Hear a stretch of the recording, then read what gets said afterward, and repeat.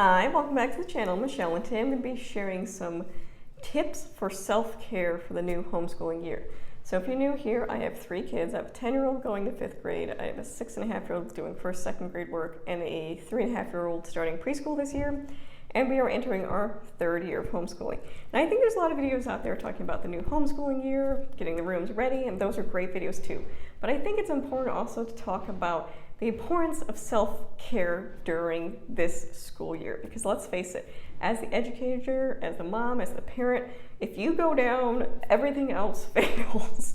So it's very important to take care of yourself during this school year, and that's why I want to make the video just talking about that. And of course, self-care will look very different for everybody, and it depends on the stage of life you're in. If you've got all the little kids, it's going to look different than if you've got a bunch of middle schoolers, right?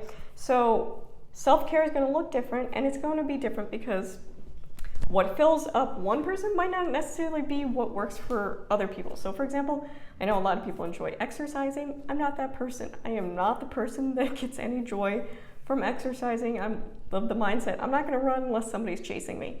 So I don't get joy from that, and that's completely fine. If you want to work out if it brings joy.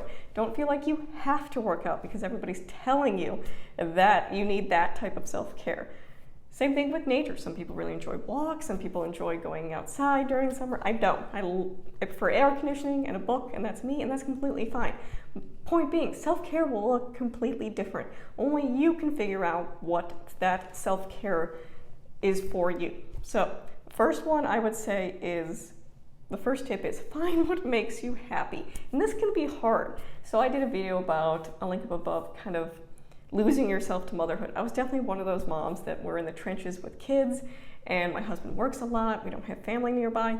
I do a lot of things by myself, and it got to the point where I was pushing things for myself on the back burner, making sure everybody else was doing good and had what they need. And I think that's pretty typical for parents, mothers especially, that we always push ourselves to the back, and you get to a point where you burn out or it's just not working anymore.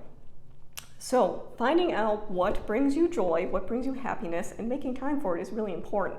And I know that can be really hard to hear, that when you got 3 screaming little kids running at you, touching you all the time, eating snacks and food and everything, it can be really hard to say, take time for yourself. I get it, I've been there. And coming out from the trenches of babies, I can say it does get easier, but there are times in your stages of your life where self-care will look different. So I'm going to be sharing in the stage of life I'm in now, the things that I do as an example, but of course your self-care does not need to mimic mine in any way. So making sure you're finding and doing activities that are bringing you joy, I think, is really important and will ultimately be very life-giving to you. My next tip or advice is to plan. I know this isn't a popular one. Yes, there is a freedom that comes with homeschooling, but let me tell you, when you have a spouse that works a lot, you run a co-op, you're director of education at your church, you have a lot of outside obligations as well as homeschooling. In order to get any type of self-care, you have to literally plan it. And I have to literally put in my planner things for myself so I know it will get done. I'm one of those people, if I don't write it down, it doesn't get done. But if I prioritize and make time for myself, actually physically write a time slot for this is for me, or this is the activity I'm doing for me, it gets done. It doesn't get pushed to the side like it usually does because something else has to happen. Also, I think planning gives you some freedom too, because I don't have to think about all the little details of things. I'm very on automatic when it comes to things like meal planning or prepping. I don't have to think about that. I'm not exhausting my brain trying to think of that, because there's nothing worse than going through a difficult homeschooling day and then having to try to figure out dinner because you don't know what you have, you didn't make a plan for it. That is so stressful. I don't want that stress. I want to streamline and make things as easy as I can for myself. That way it's just automatic, or somebody else can pick it up if I'm having an off day. So for example, if I'm sick, my husband can pick it up because everything's laid out. So one of the things I do in my house is I meal plan. So every Friday, I take 20 minutes maybe, go through see what we have for dinners, make a meal plan, make a grocery list, and then the next day I go grocery shopping. And do I enjoy doing that? Oh God, no. It's so I don't want to sit there and look at all the food. I don't enjoy that at all. But do I enjoy knowing that I don't have to think about dinner for the rest of the week? Yes. I even rotate breakfast and lunches. So there's no like crazy thing. I'm not doing like crepes or anything. I'm doing basic stuff. We do eggs, we do toast, bagels, yogurts, pancakes or waffles. And spoiler alert, my husband is actually the one that does the breakfast, which I'll talk about in a little bit, about communicating your needs to others. But that gives me a little reprieve in the morning, so I'm not literally jumping out of bed and having to take care of people. He can take that aspect off. But having that plan, he looks at my planner every morning, knows what to make. Same thing with lunches. I pre-make lunches. Do we necessarily go anywhere? No. Do we stay at home and homeschool? Do we need pre-made lunches? No. But I don't have to stop in my middle of the day to make everybody lunches. They're in the fridge because, again, my kids will finish at different times depending on their workload, so they can just get their lunches and start lunch when they're ready. So doing that little bit of 10 minutes prepping and getting lunches together in the morning frees up my afternoon, and again, isn't stretching me as much. So if I'm in the middle of math with one of them and one of them wants lunch, I don't need to stop and go back and forth, if that makes sense. So having that little bit of planning and prepping in your schedule, it's not fun, no, but it saves you time and it saves you mental space of having to actually figure those little details out when you're tired and stressed. So I highly recommend planning. The next one is choosing activities that you find enjoyable, that are life-giving. So I made the example that I don't enjoy, nature.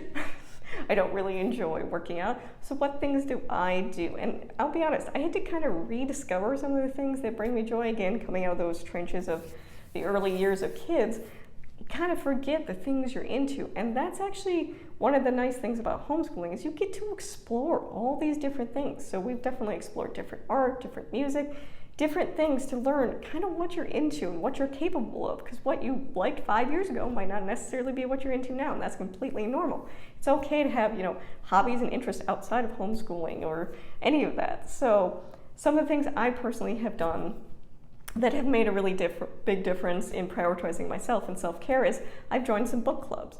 So I'm part of 2 book clubs. One of them meets twice a month and the other one just meets once. One is through the library, and it's adults who read young adult, which is perfect for me because, especially in homeschooling, I'm starting to read a lot of different books with my oldest and getting opinions on different young adult books. And it's just a lot of fun talking with other adults about children's literature and having that outlet, because let's face it, it's fun to just talk to adults too, but it's also good to have different opinions and perspectives and have adult conversations, be able to talk about literature in a more adult setting to get that higher end thinking. So it's really been fun. The other book club I'm part of is through our church, and it's not like Christian self-help or anything like that. It's just different religious themed books. So we've talked, one of the books we did or plan on doing is Primal Myths, so that's religious beliefs and text and things through different cultural beliefs and religions, and so we're going to be touching on that. And again, it's not everybody has the exact same point of view or perspective. This is a very open-minded group of people coming together, expressing their faith, their beliefs in a non-judgmental way, which is really great, because I think that's one of the ways we can grow in our faith, is by listening to other stories and having open conversations about our faith and our belief. But I really enjoyed, even when I don't like the book personally, I think you can still learn from it and take tidbits from other people, and it's not about agreeing on everything, but having an open, honest conversation that isn't full of judgment. So that's been really fun spiritually to grow in that way as well. Some other things I've been doing is Sunday, I make a specific time to kind of relax, reset myself. I do have a video, I'll link up above, my day in the life on a Sunday, but obviously we go to church, and after that is my time to really take care of myself.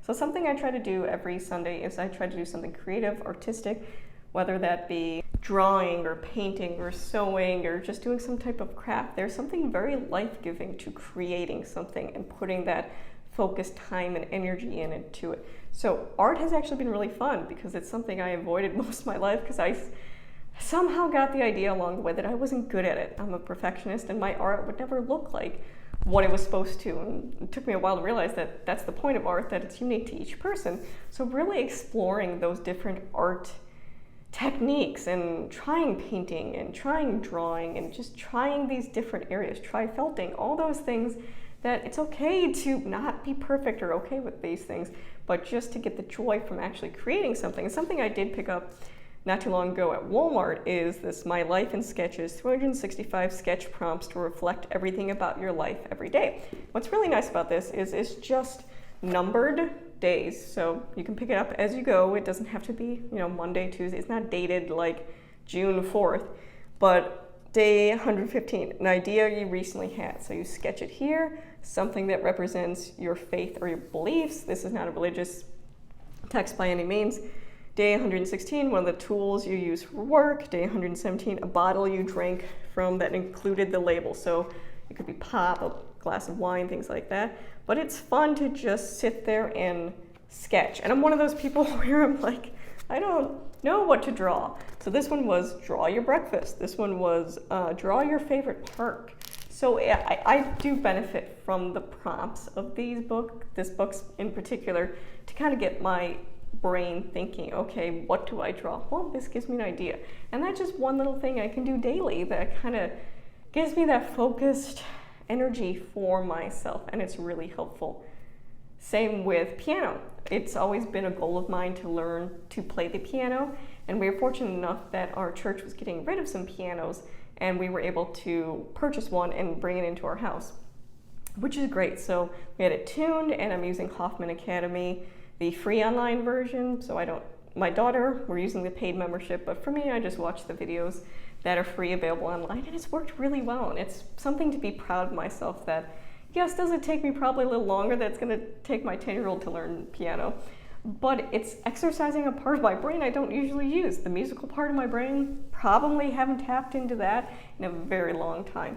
But it goes to show me that I'm capable of doing things that I didn't think I'd have time for. And making that time for piano, it's a stress reliever, it's joyful, and that's the point. Finding things that bring you joy is going to make everything so much better, I promise you. So I want to share a picture that I've been working on that brought me joy. Again, it's not perfect. It's a drawing of my kids, and I used a new watercolor set I got from our Prime Video home.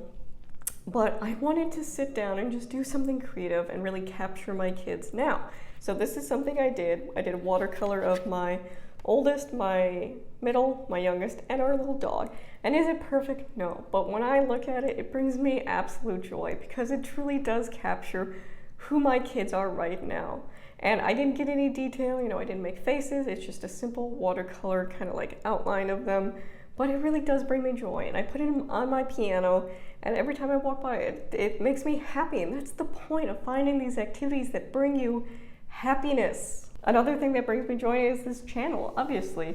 It's a creative outlet for me. I don't see it as a job or a way to make money. I don't do any sponsorships or affiliates. I don't have to answer to anybody else, like timeline or any of that. I put 2 videos out a week, and I really do enjoy it. I do have a video talking about how I run a YouTube channel, and it doesn't stress me out. I'll link up above if you're curious. But this channel brings me joy. I don't see it as work. It's something I look forward to doing. And the fact that I can take the ad revenue made from this channel and donate it to charitable organizations, especially, and plug right here. If you have any charitable organizations that are important to you or you're passionate about, that you would like to see a donation made, please leave it in the comments below. Every time I get paid my Google ad money, I divide it up into $50 increments, and I put it towards charitable donation. But that is something that's extremely life-giving for me. And the ability to give back. This channel for me has always been, I want to be helpful, and the fact that it is being that it's coming to be a helpful resource for people is so important to me. And the fact that I get to take the ad revenue earned by this channel and donate it to charitable organizations to make an even bigger impact is so empowering and life-giving, and it's something that I feel is worthy of my time, and it's so valuable to me that I'm able to make that contribution and help people, and help both physically, through the videos, but also monetarily to these organizations to make a difference. That is really really important to me, and it really does make a difference in my life, and it brings me joy. So another tip or advice I would say is limit the amount of activities you do outside the house. Now, I think as homeschoolers, we have a tendency to overschedule or feel the need we have to put our kids in all these things. You're going to have less time for self-care if you're constantly taxiing kids around. And I know some people are like, oh, you can read in your car. To each person their own. I don't want to taxi my kids. I don't want to try to make time for myself in between soccer games or whatever. So how I handle this is each of my kids, my 3.5-year-old doesn't really choose activities yet, but my 2 older kids choose one activity they are in at a time, and that works completely fine. So my 3.5-year-old, we do story time at the library once a week. That's his activity, free, works for him, he enjoys it. My 10-year-old, she does horseback riding. That's what she's done the last 1.5 years. She really enjoys that. We do that once a week.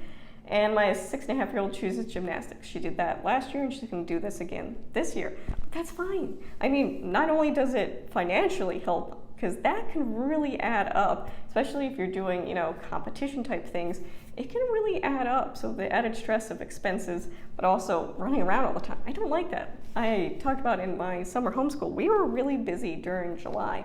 And I'll be honest, it stressed me out a bit because we were constantly doing things. Were these things enjoyable and fun? Did my kids like them? But yeah, it was a lot. We were constantly outside of the house, constantly going to activities, and that can wear you out really quick. So I would really suggest limiting the number of activities you do outside the house.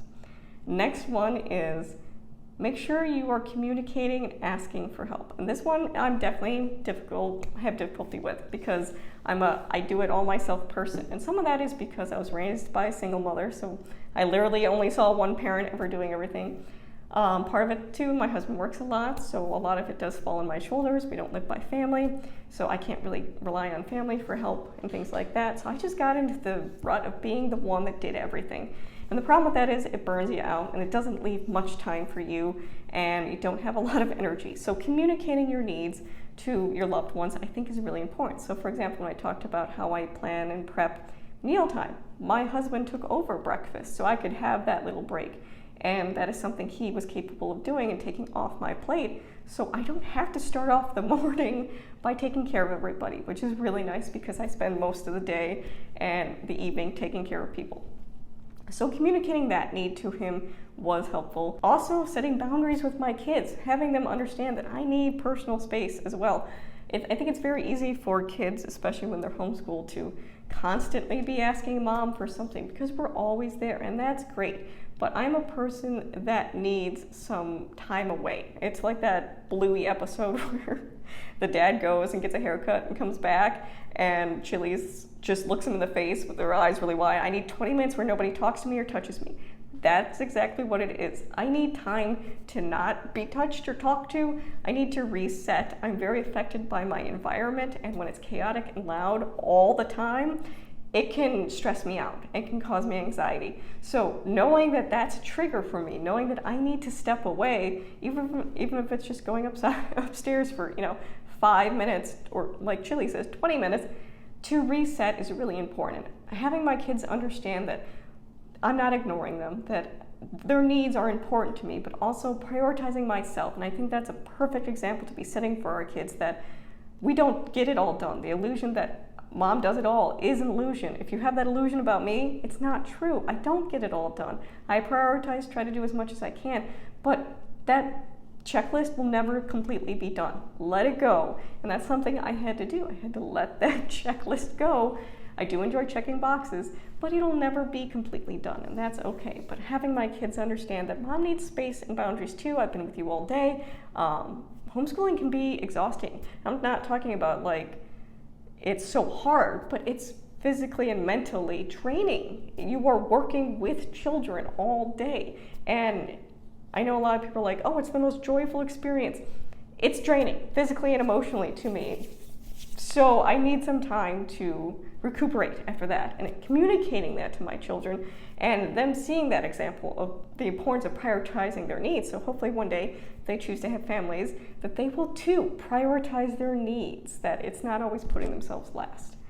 Next tip is do something daily for yourself. And again, this will look different for everybody depending on what brings you joy, what you consider self-care. It could be, the skincare routine or the working out or whatever it is that you are into. So I will give some examples of the things I do daily.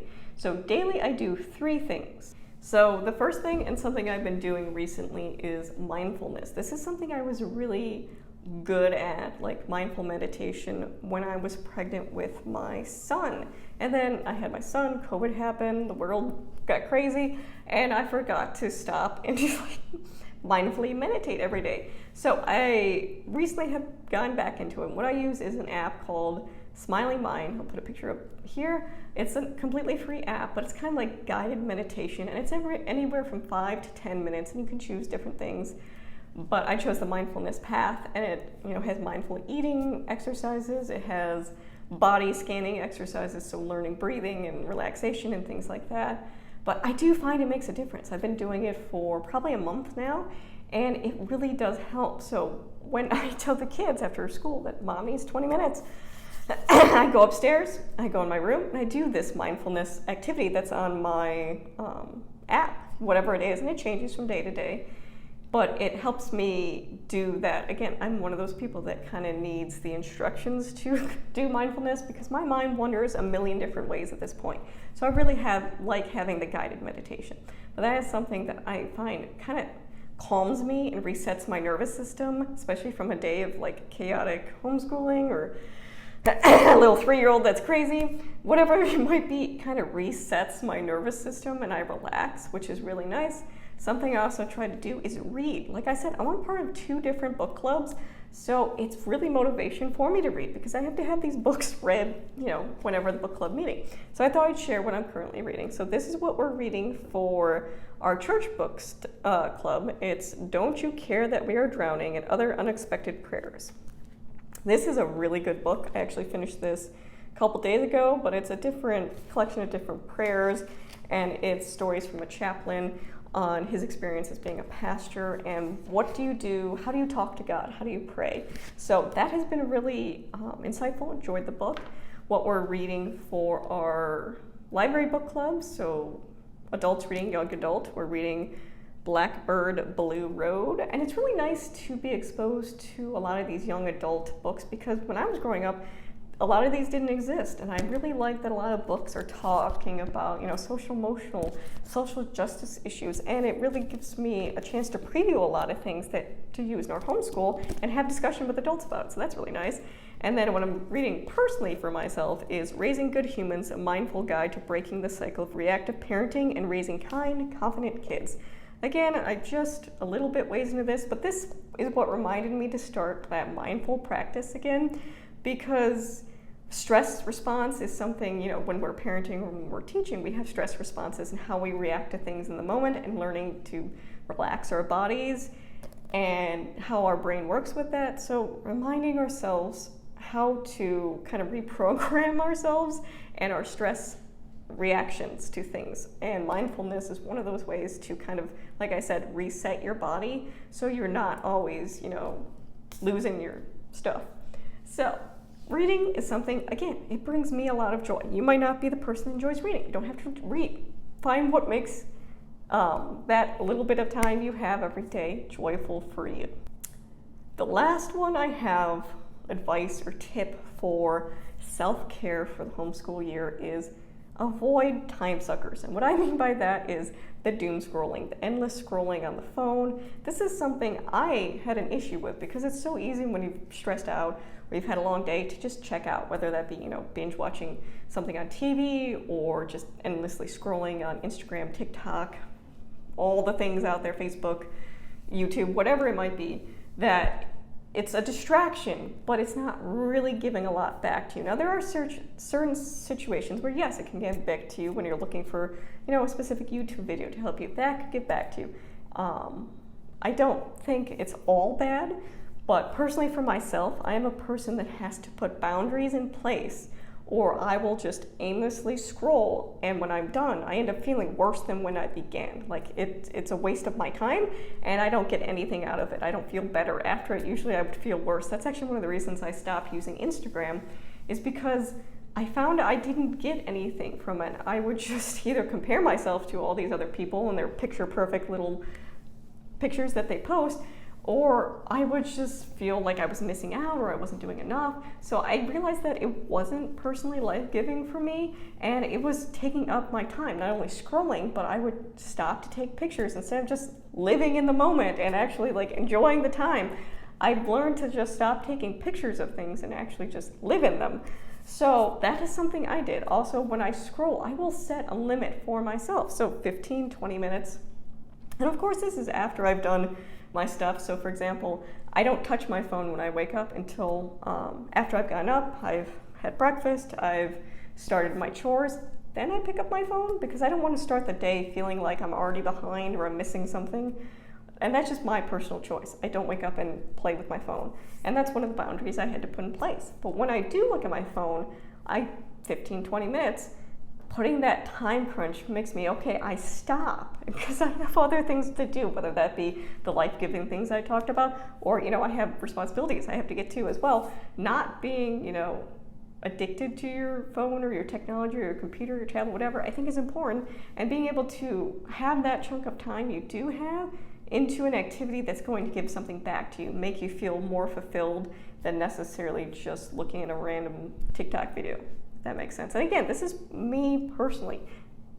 Those things might work for you. That's completely fine, but I'm sharing my personal experience. Social media can be a blessing. It can be a wonderful thing to connect with people and other people all around the country, make communities and different things like that. But it can also have a negative effect where it influences you negatively. You feel worse about yourself. You don't feel like you're doing enough. Or, especially in the homeschooling world, the curriculum and all these are helpful things, but knowing when to stop and step away is really important. When it starts affecting you in a negative way, you need to stop. Even if, there's nothing wrong with unsubscribing for a channel for a while. I've done that many times, and sometimes I don't go back to those channels. And that's nothing negative about the creator. I want to make that clear, that it's okay that you're in different stages of life. There are different things you need or want. It's okay to not follow someone for 20 years. You're going to be a different person than you were, and it's okay that what you watch reflect that. And I'm very mindful of that I unsubscribe or I subscribe to things that are interesting to me, and it's not just I have to watch everything on homeschooling, I have to watch everything on celiac disease or gluten-free living, but finding those different interests that you have and making sure you're having a wide variety of perspectives and things you're listening to, and not honing on just one thing, I think is helpful. But again, social media can have a really negative influence if you let it. So making sure you have boundaries in place to recognize that, okay, this is making me feel bad, or I don't enjoy this, and stopping and filling that time up with activities that do bring you joy or fulfill you in a way. So those are my tips or advice for self-care, and I shared a lot of things I personally do, and I have to say it makes a difference. The past year we homeschooled, I didn't have burnout, I didn't have this stress, and I do think some of that has to do with our Sabbath scheduling, the fact that we do 6 weeks on, 1 week off. Having that week, I make sure, on top of prepping homeschool, like I talked, prepping is important, taking time for myself, doing things I want to do too, that it's okay to prioritize yourself. Yes, you're a parent, you're a mom, you're a dad, you're a caregiver, you're an educator, but you're also a person. And that person's important too. And prioritizing yourself isn't taking away from other people. It isn't making you a worse educator or a worse parent. It's teaching a very valuable lesson that a person has value, and how they treat themselves is really important. So I hope you all have a wonderful homeschool year. I hope you're taking the time to take care of yourself. If you have any questions, leave them in the comments below. I would love to actually see what is something you do to take care of yourself. I would love to see a list going of different ideas of what you do for self-care. And again, this will look different for everybody, different activities, different routines you have, whatever it is, share. Let's start sharing what we do to take care of ourselves, and let's make it a priority. So as always, thank you for watching.